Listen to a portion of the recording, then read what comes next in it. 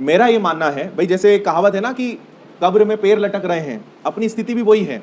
रोजगार है नहीं, कोई अच्छी फैमिली से हम बिलोंग करते नहीं है ना, बहुत धन संपत्ति प्रॉपर्टी आपके पास है तो फिर कोई दिक्कत नहीं है, वो अलग बात है। लेकिन आप अगर फाइनेंशियल स्ट्रांग नहीं है ना, पैर अपने कब्र में लटके ही पड़े हैं, मतलब रोजगार हमारे पास है नहीं, और उसके बाद भी अगर हम बहुत मस्त हैं, उसके बाद भी टेंशन फ्री हैं, और उसके बाद भी त्योहार और बाकी चीजें ही हमारे दिमाग में घूम रही है, शर्म नहीं आनी चाहिए अपने ऊपर, है ना?